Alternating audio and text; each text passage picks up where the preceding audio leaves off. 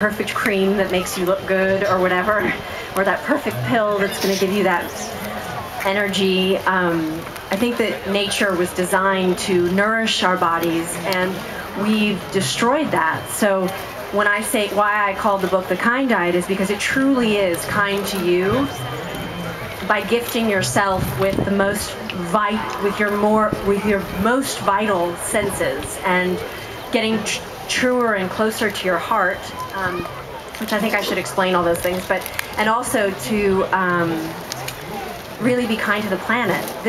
I think it's really beautiful and amazing that the food that heals us, nourishes us, gives us our best selves is also the same food that heals the planet and is kind to other creatures. It just so happens to be a win-win for everyone. So that's why I called it The Kind Diet.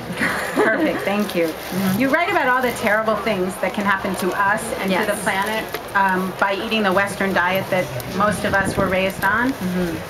But for all that, this is a really upbeat book. You're really happy sounding throughout. Well, yeah, because what I really want people to know, this is a no deprivation lifestyle. I am a food snob. I eat like a queen, and I've liked food. I mean, I've always loved food.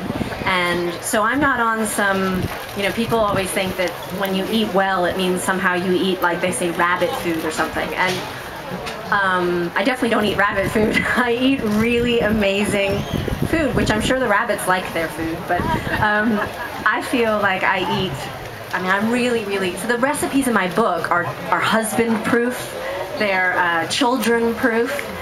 They're really designed to have you experience, and that's why it was so important to me that the photography be so beautiful, so you could see that you're going to eat things that will blow your mind, and you will think, well, this is delicious.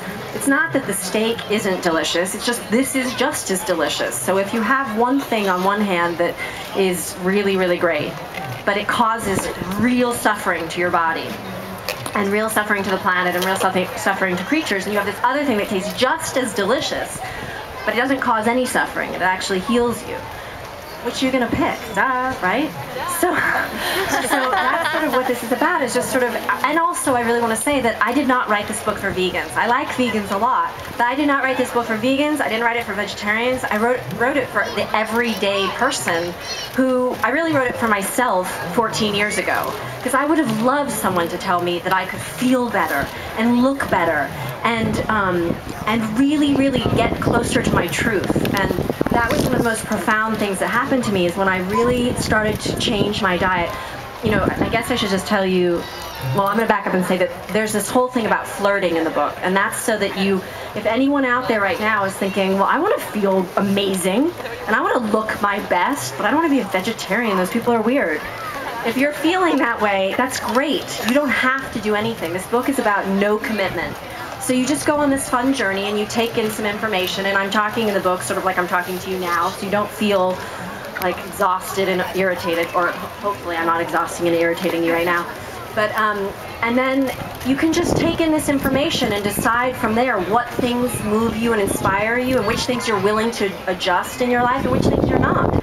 You might walk away and go, I'm doing a really great job as it is, or oh, I could do that, I could add that, that makes sense. So this is a really friendly book.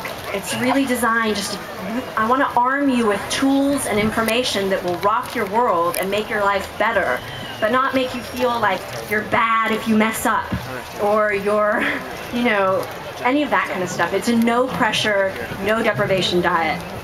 And I really welcome flirts. That's what I want.